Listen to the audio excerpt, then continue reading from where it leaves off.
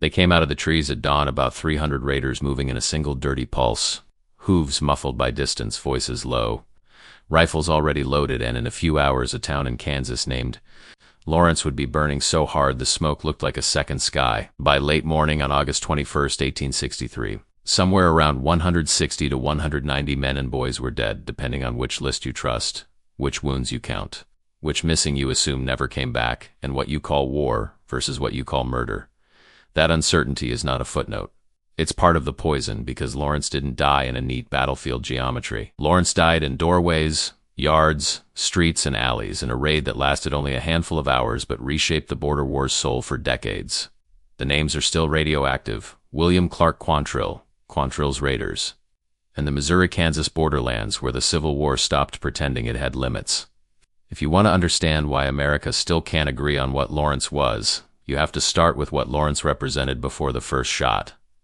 Lawrence was not just a town. It was a symbol, a Union stronghold, a Free State monument built in the long shadow of bleeding Kansas. When Kansas wasn't yet a state, but a battlefield for the question the nation kept trying to postpone, whether slavery would expand or die. Years before Confederate armies existed, Lawrence had already been attacked for what it stood for, and that made it an emotional target in a war where emotion mattered as much as strategy. On the Missouri side of the border, Confederate-leaning families, bushwhackers, and sympathizers saw Lawrence as Jayhawker country, a place they blamed for raids, confiscations, barn burnings, humiliation, and the kind of personal losses that don't stay personal, they recruit. On the Kansas side, Unionists saw Missouri bushwhackers as criminals using Confederate flags as excuses.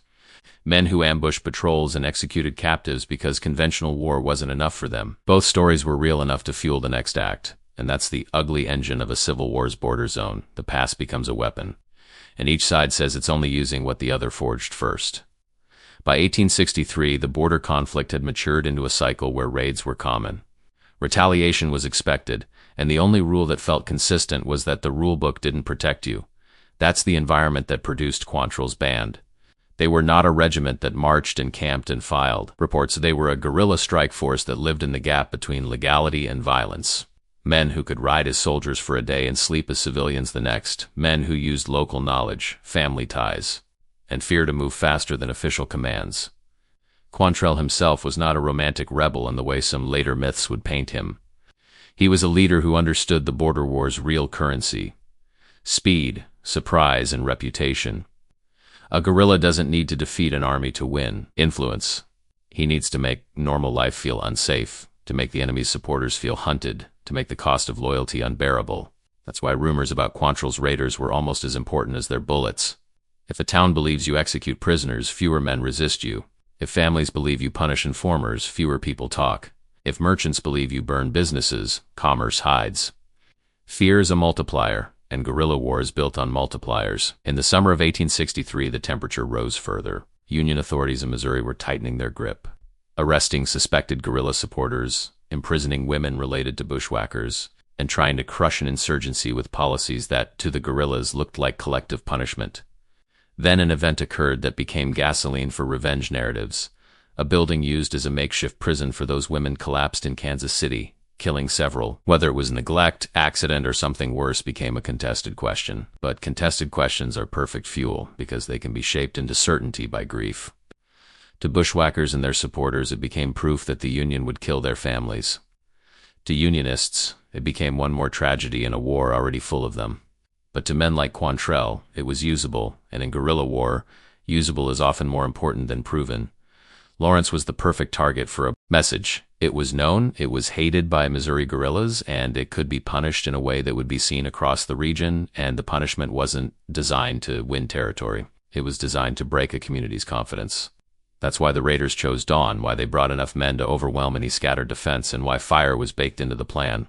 When ordinary people wake up to an attack, their brains need time to interpret what's happening. A raid wins by stealing interpretation time. Quantrill's column approached before sunrise, slipped close, and then surged into Lawrence in a flood of movement that immediately divided the town into chaos. Shots rang out. Hooves thundered.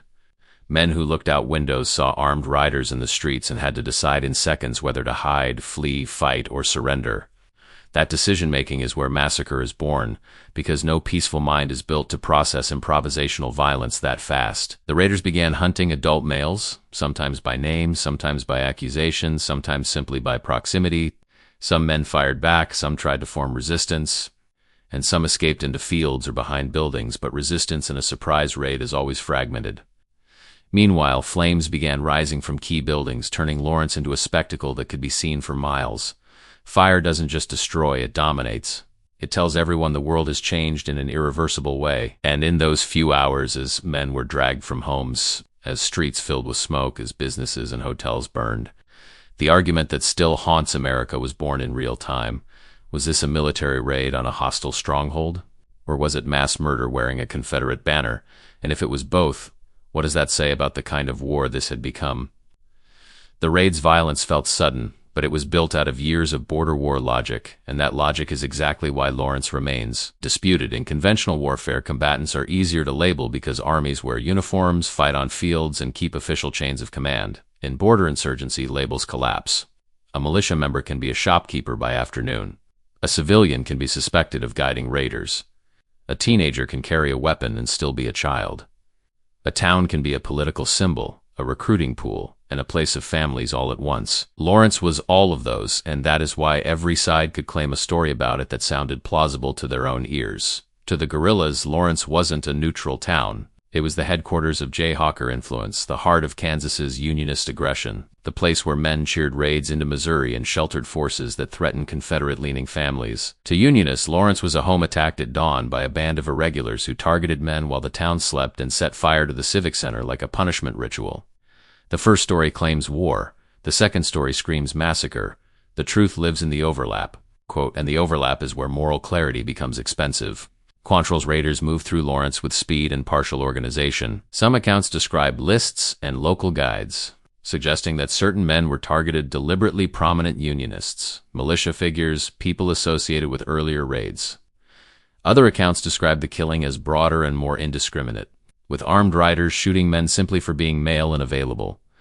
When you unleash 300 armed men into a town, both dynamics can happen at once. Leaders may have a targeting goal while individuals settle personal grudges, exploit confusion, and commit opportunistic violence. Guerrilla bands often contain multiple motives under one banner: ideological loyalty, revenge for prior wrongs, personal profit, and thrill. Lawrence became a stage where those motives could all act simultaneously. The fire pattern supports the idea of intention. The destruction was not collateral. The attack destroyed major businesses and public structures, not just isolated homes. That suggests a punitive strategy aimed at crippling Lawrence economically and symbolically, not merely eliminating a few men. Yet even if the raid's planners saw themselves as striking a political target, the fact remains that many victims were found in domestic settings, in spaces that feel civilian to modern minds. That is where the debate becomes emotional, because domestic spaces carry a moral expectation. They are supposed to be protected from war. The border war violated that expectation repeatedly, which is why it felt like a descent. The death toll itself became contested partly because the raid destroyed the infrastructure that makes counting easy. Fires consumed records, survivors fled and scattered. Some wounded died later, some men disappeared. Different newspapers and officials compiled different lists, and those lists carried political weight. A lower count could soften condemnation, a higher count could intensify calls for retaliation. Numbers, in other words, became a weapon. The range most often cited tends to fall between roughly 150 and 200 killed, with many sources clustering around the 160 to 190 range depending on definitions and documentation. The raiders stayed only hours, which is central to why the event feels like a shock rather than a battle. They did not occupy Lawrence. They did not attempt to fortify it. They did not present terms. They punished and withdrew before Union forces could converge in strength. That choice changed how violence functioned. In a battle, there's a contest for ground. In a raid, there's a contest for time. Quantrill's band won time. And winning time meant they could also win the narrative in their own circles. They struck deep. They inflicted heavy casualties. They burned a symbolic enemy town, and they escaped. Escape is a key ingredient of legend. If the raiders had been annihilated immediately afterward, Lawrence might have been remembered differently as a tragic but resolved atrocity. Instead, their survival made the raid feel like proof that the border war rewarded terror. That perception forced Union authorities into a dilemma. Doing nothing would invite more raids. Responding with conventional searches and skirmishes would likely fail because guerrillas evaporated into terrain and community networks. So Union commanders chose harsh counterinsurgency measures, and those measures became the next layer of controversy tied to Lawrence. The most dramatic policy forced civilians out of certain Missouri counties, ordering evacuations and authorizing destruction of property to deny guerrillas shelter and supplies. The landscape in parts of Missouri became a wasteland, homes burned, fields emptied, families displaced. To supporters, it was necessary to end the guerrillas' lifeline. To critics, it was collective punishment, a blunt instrument that turned civilians into refugees. Lawrence thus created a chain reaction, a massacre-like raid prompting state-like retaliation, pushing the border war further into total war behavior. That chain reaction is why people still argue, because each link is seen differently depending on where you stand. If you begin your moral story with Jayhawker raids, the Lawrence raid becomes retaliation. If you begin with Lawrence as a sleeping town, the evacuations become necessary security. If you begin with guerrillas as criminals, Lawrence becomes mass murder. If you begin with Union crackdowns on guerrilla families, Lawrence becomes inevitable vengeance. And the tragedy is that once people choose a starting point, they rarely move it. That's why Lawrence remains unresolved in memory. It isn't only about what happened. It is about what people are willing to admit their side did to earn the next response. The raid also became a gathering point for later myth. Quantrill's men included figures who became famous for brutality, and the border wars culture of ambush and reprisal fed into post-war outlaw narratives. Some later wanted to mythologize the raiders as rough warriors. Others wanted to freeze them as villains. Both impulses use Lawrence as evidence, but if you strip away the mythology and focus on the mechanism, Lawrence is a case study in how civil conflict mutates. When official authority is weak and the war is fought among neighbors, the purpose of violence shifts from defeating an army to controlling behavior. That is exactly what punishing a town accomplishes. It signals that support for the enemy will cost you personally and publicly. It signals that homes are not safe. It signals that the war has no sanctuary. And once a war communicates that, the war becomes harder to end because peace requires sanctuaries to exist again. Lawrence's flames were therefore not only destruction, they were a message across the border war that would drive both guerrillas and governments to abandon restraint. And that message, more than the body count alone, is why the story keeps pulling audiences back, because it feels like a moment when America learned something terrifying about itself, and then spent the next century arguing about whether it should admit it. If you slow the mourning down to human pace, the Lawrence raid becomes less like a historical headline and more like a nightmare that keeps changing shape. A town waking up doesn't think in strategy. It thinks in fragments. Footsteps, a shout, glass breaking, a horse's breath too close, a gunshot that sounds wrong in a street that's supposed to be quiet. The first minutes were confusion because confusion is the raider's ally. A man looks out and sees riders and assumes they're friendly until the first demand comes, until the first shot cracks, until the first scream makes the situation impossible to misread. Then survival instincts kick in, but survival is chaotic. Some men run to hide weapons, some run to hide themselves, some run to defend worst-case targets, family, neighbors, the vulnerable. But the raider's advantage is that he has already decided what the morning is going to be. The defender is still deciding. Quantrill's men entered quickly and began doing something that feels like war and crime simultaneously: sorting. They sought adult males. In many accounts, women and small children were not the primary targets, which some later would cite as proof of rules. But the presence of that boundary does not humanize the act. It reveals calculation. Sparing certain categories can be a strategy to maintain a chosen narrative, to avoid triggering even greater retaliation, and to preserve the raiders' ability to claim they were striking combatants. Yet when you drag men from homes and kill them in front yards, the domestic setting itself is a moral accusation. The raid's violence also produced a defensive paralysis that is easy to underestimate. A town's militia may exist on paper, but paper defense assumes warning time. It assumes assembly. It assumes leaders can communicate. A dawn raid kills those assumptions. Some defenders did fight, and there were pockets of resistance. Shots were exchanged. Some raiders were killed. But the raiders were numerous and spread across the town, and resistance was not concentrated enough to throw them out. Meanwhile, the fires multiplied. Fire is not just destruction. It is direction. It sends people fleeing along predictable paths away from heat and smoke toward open spaces where they can be seen and shot.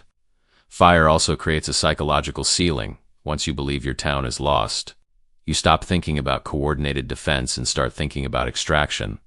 That shift is the raiders' real victory. Quantrill's band exploited it.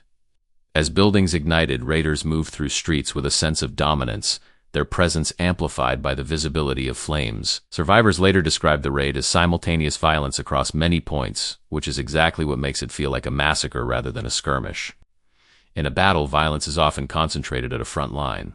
In Lawrence, the front line was wherever a raider encountered a male he wanted to kill. That makes the event feel personal and arbitrary. Some victims were likely targeted for association with militia or earlier raids. Some were killed because they were in the wrong place at the wrong second. Some were killed in flight. The variance of circumstances is why the trauma shaped memory so deeply. It is also why later counting became contentious. Counting is an attempt to restore order to an experience that felt like pure disorder. But counting after a raid is hard, because the raid destroys the systems that make counting procedural. Fires destroy documents. Families scatter. Bodies may be buried quickly or moved. Wounds kill later. Different lists may count only immediate deaths or include those who died afterward, so the number becomes both fact and argument.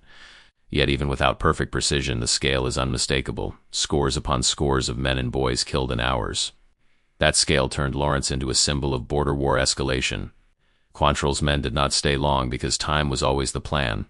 A raid that lingers becomes a battle, and battles invite encirclement, so the raiders withdrew before a larger Union response could arrive. Their withdrawal was designed to prevent pursuit from turning into capture. Guerrillas do not retreat like armies. They dissolve. They break into smaller groups, take back roads, vanish into wooded ridges, hide in sympathetic communities, and exploit the simple fact that an occupying force must move predictably while a guerrilla can move like weather. This escape ensured the raid's psychological impact was not just it happened, but it can happen again. That is how terror scales. When people look backward and ask whether Lawrence was war, this is the operational reality they must face. The raid's purpose was not to win a tactical engagement, but to produce a strategic emotional outcome. It aimed to break confidence, retaliate, and transform behavior on both sides of the border. The aftermath within Lawrence was the slow horror of realization. Once the raiders were gone and the immediate gunfire subsided, survivors began searching. They searched for husbands and sons, for neighbors, for people whose absence might mean hiding or might mean death. They walked through smoke and ash. They found bodies. They found empty streets where businesses had been. They found familiar addresses reduced to charcoal. In that moment, the event stops being an argument and becomes a fact. Whatever you call it, the community has been destroyed in a way that will take years to rebuild. The raid also triggered an emotional response in the Union public that was predictable and dangerous. Rage that demands action. When civilians are killed in their own town, calls for restraint shrink. Newspapers inflame. Politicians demand security. Soldiers demand permission to be harsh. That pressure shaped the Union's response, not just locally but conceptually. Lawrence became a reference point used to justify policies that might have seemed unthinkable earlier. Meanwhile, on the guerrilla side, the raid became proof that they could inflict dramatic damage and survive, which encouraged further brutality. That feedback loop is what makes the border war uniquely vicious. Each side interprets the other's action as evidence that the war has no rules. Therefore, adopting fewer rules becomes realistic, and realism becomes cruelty. Lawrence's morning therefore did not end at noon. It began a longer phase of escalation where the border war moved closer to total war logic, and where the question of war versus massacre became less answerable because both sides increasingly behaved in ways that looked like punishment rather than combat. The real reason America still can't agree on Lawrence is that agreement would require a shared definition of legitimate targets in a civil conflict. And the Missouri-Kansas borderlands were a place where legitimacy broke down long before 1863. Lawrence sits at the intersection of older violence and newer war. It carries the inheritance of bleeding Kansas, where raids and retaliations were already shaping identities. It carries the inheritance of guerrilla war, where local grievances and national causes fuse together. And it carries the inheritance of post-war memory, where each community needs a story that explains why their suffering happened and what it means. Those needs are often incompatible. The Union response to Lawrence reveals how states behave when confronted with insurgent terror. They attempt to cut the insurgent's oxygen by targeting the environment that sustains him. That is why harsh evacuation and destruction policies emerged in Missouri afterward. It was an attempt to remove shelter, food, recruits, and information pathways by depopulating sympathetic areas, turning contested counties into empty ground where guerrillas could not hide among civilians. From a security standpoint, it makes a ruthless kind of sense. From a moral standpoint, it punishes many for the acts of a few and deepens trauma. That is why Lawrence is not only remembered as a massacre, but as a trigger for policies that themselves remain controversial. The raid and the response became chained together, and chains are hard to interpret without taking sides. Lawrence also became a narrative blueprint. It demonstrated that a guerrilla strike, amplified by fire, could dominate public attention far beyond its military scale. The Civil War had battles involving tens of thousands, yet Lawrence's few hours of violence carved an unusually deep groove in memory because it attacked the idea of sanctuary. Many people can accept war on a battlefield. Fewer can accept war in a town's breakfast hour. That emotional reality matters for virality and for historical sticking power. The raid also complicated the portrait of the Civil War as a war of honor. It forced Americans to confront that the conflict produced acts that look like modern atrocity, acts driven by ideology and revenge and opportunism. It also blurred the line between soldier and criminal. Guerrilla bands often operated with partial legitimacy, sometimes tolerated, sometimes condemned by official Confederate authorities, sometimes acting as freelancers. This ambiguity was a feature, not a bug. It allowed defenders to claim we can't control them when convenient and claim there are fighters when it served propaganda. Quantrill's raiders existed inside that ambiguity. To some Confederate sympathizers, they were avengers striking a hated enemy center. To others, they were liabilities who invited retaliation. To Unionists, they were criminals in uniform. This dispute over identity is why you see later narratives split between romanticization and condemnation. Lawrence also became attached to personalities whose later lives fed myth. Some men associated with the raiders became infamous in later violent episodes. Some drifted into outlaw culture. Some were killed. Some vanished into the anonymity that guerrilla war often provides. Popular culture loves the idea of a straight line from Civil War bushwhacker to Wild West outlaw because it's dramatic and easy. History is more complex, but the overlap in skills in bush, intimidation, evasion, does exist. Lawrence therefore feels like a hinge point between two American mythologies, the Civil War and the frontier. That mythological connection intensifies debate because myth tends to simplify morality, and Lawrence refuses simplification. The number 160 to 190 is itself a symbol of that refusal. Even when historians work carefully, the exact toll remains a range for reasons rooted in the event's nature, incomplete lists, different definitions, later deaths, and the destruction of records. That range becomes ammunition in argument. People treat numbers as moral proof, higher numbers to intensify condemnation, lower numbers to soften it. But the scale of death does not need perfect precision to be morally significant. Whether 160 or 190, the reality is that a town lost a massive portion of its men in hours. The more meaningful question is what the raid intended to accomplish. It intended retaliation and deterrence through terror, and it intended to do so quickly enough to escape. That design makes it qualitatively different from conventional battle. It also makes it hard to excuse under any stable ethics of war. Yet the border wars' ethics were already unstable because both sides had committed brutalities. Lawrence was not the first act, it was the largest stage. That's why it remains a point of argument. It is where earlier violence converged into a single undeniable spectacle. In the end, Lawrence is both a historical event and a psychological wound. It is a measure of how civil conflicts mutate into community punishment. It is a lesson in how insurgency and counterinsurgency feed each other. It is a warning about what happens when revenge becomes strategy. And it is a demonstration that memory is not neutral. Memory chooses beginnings to justify ends. That means Lawrence will remain contested as long as people still need their chosen beginnings. Was it a raid on a hostile stronghold or a massacre of civilians? In the borderlands, those categories overlap until they become almost indistinguishable. That's the grim truth Lawrence forces you to face. Civil war doesn't only kill people. It kills the categories that help a society agree on what violence means. And when those categories die, the arguments live longer than the gunfire. Lawrence burned in a single morning. The debate has been burning ever since.